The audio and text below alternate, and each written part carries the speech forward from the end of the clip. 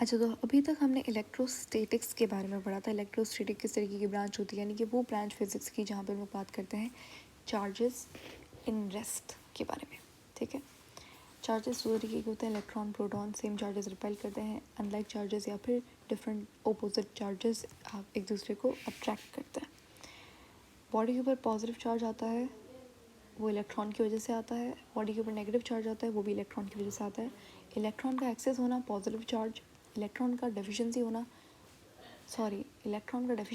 Positive charge, electron का deficiency होना positive charge, और इलेक्ट्रॉन का एफिशिएंसी होना, बहुत सारे इलेक्ट्रॉन्स हो गए तो बॉडी के ऊपर नेगेटिव चार्ज आ गया।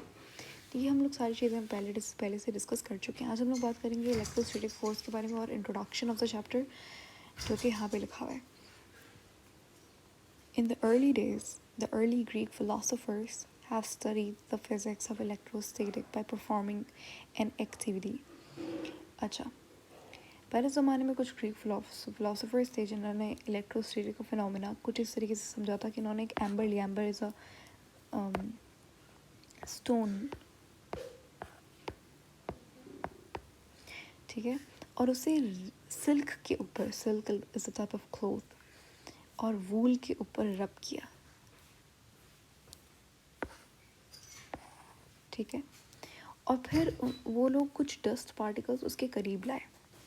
जैसे ही डस्ट पार्टिकल्स उसके करीब आए तो यानी कि उन्होंने जब रबिंग किया ना, याद रखिएगा, जब हम लोग रबिंग करते हैं तो प्रोडक्शन ऑफ चार्जेस होती है।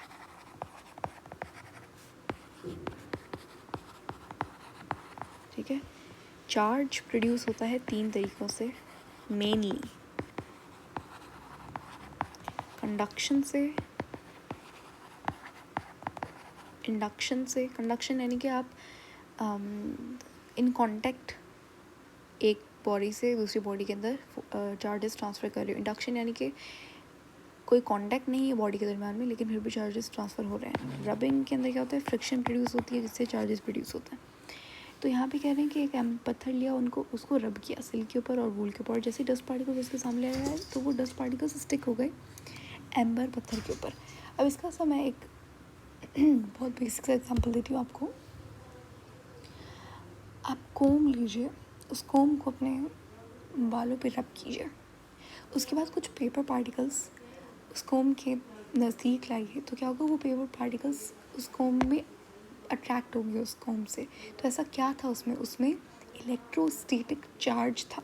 ठीक है, चार्ज था रेस्ट के अंदर जिसने उस पेपर पार्टिकल्स को आप अपनी तरफ अट्रैक्ट किया।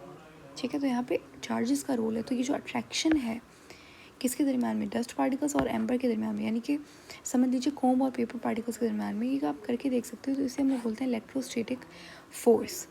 ये जो फोर्स है, फोर्स ऑफ अट्रैक्शन है, याद रखिएगा। फोर्स इलेक्ट्रोस्टैटिक के अंदर दो तरीके की होती है, एक होती है force of attraction,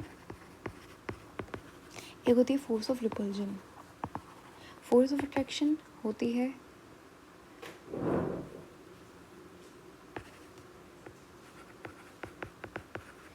opposite charges के अंदर, और फोर्स ऑफ रिपल्जन होती है सेम चार्जेस, लाइक चार्जेस के अंदर। ठीक है, तो ये जो अट्रैक्शन है ये इलेक्ट्रोस्टैटिक फोर्स की वजह से है। इलेक्ट्रोस्टैटिक फोर्स दो बॉडीज़ के दरम्यान में बिल्कुल ऐसे है जैसे ग्रेविटेशनल फोर्स होती है दो मैसेस के दरम्यान में।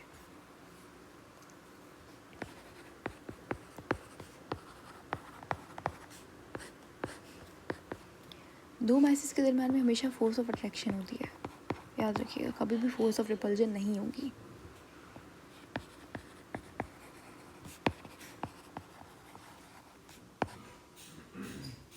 लेकिन अगर बात करें चार्जेस की, तो चार्जेस के दरम्यान में फोर्स ऑफ अट्रैक्शन भी हो सकती है और फोर्स ऑफ रिपल्जन भी हो सकती है। ये हम लोग बात करते हैं ग्रेविटेशनल फील्ड में, ये बात करते हैं इलेक्ट्रिक फील्ड में। फील्ड क्या होती है हम लोग बाद में पढ़ेंगे, इलेक्ट्रिक फील्ड अच्छे से। लेकिन याद रखिएगा, इलेक्ट्रोस्टैटिक फोर्स से जो फील्ड प्रोड्यूस होती है वो इलेक्ट्रिक फील्ड, ग्रेविटेशनल फोर्स से जो फील्ड प्रोड्यूस होती है ग्रेविटेशनल फील्ड। कैसी होती है, क्या है, we'll discuss everything later on, ठीक है। तो इलेक्ट्रिक फील्ड, ग्रेविटेशनल फील्ड आपस में एनालॉजी है, यानी कि बहुत मिलते जुलते हैं एक दूसरे के, इनकी प्रॉपर्टीज़ बहुत एक जैसी हैं। हाँ, कुछ डिफरेंसेस हैं, जैसा कि ग्रेविटेशनल फील्ड अगर मैं आपको बताऊं,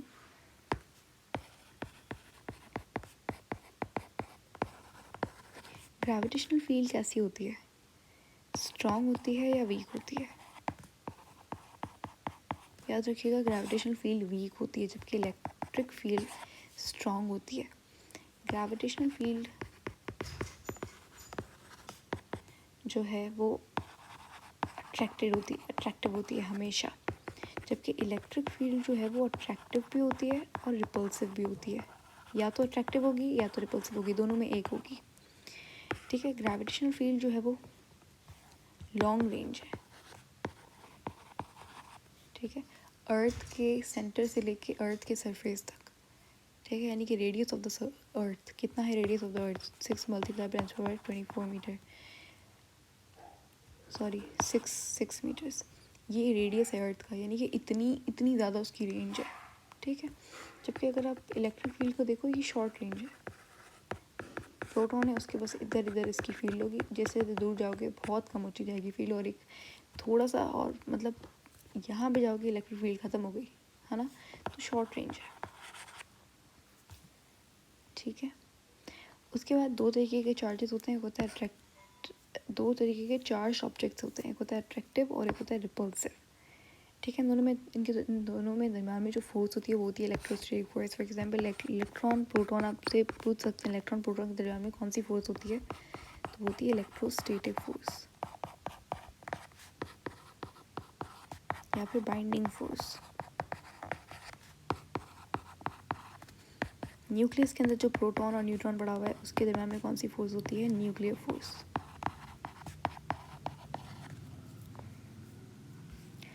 अच्छा, अगर बात करें ग्रेविटेशनल फोर्स की तो ज़्यादा अट्रैक्टिव होती है as compared to electrostatic force. Electrostatic forces जो होती हैं वो शॉर्ट रेंज होती है, जैसे कि मैंने कहा आपको, ग्रेविटेशनल फोर्सेस जो होती हैं वो लॉन्ग रेंज होती हैं, लेकिन जो इलेक्ट्रोस्टैटिक फोर्स जो होती है वो स्ट्रॉन्ग होती है, आई टोल्ड यू, ठीक है। अभी ग्रेविटेशनल फोर्स वीक होती है as compared to electrostatic force.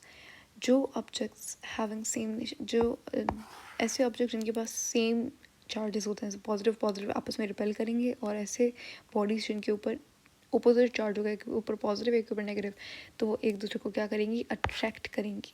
तो ये तो था बहुत सिंपल सा इंट्रोडक्शन टू इलेक्ट्रोस्टैटिक फोर्स। आगे हम लोग बात करेंगे चार्जेस के बारे में, then Coulomb's law. Stay tuned, thank you so much for watching, bye bye.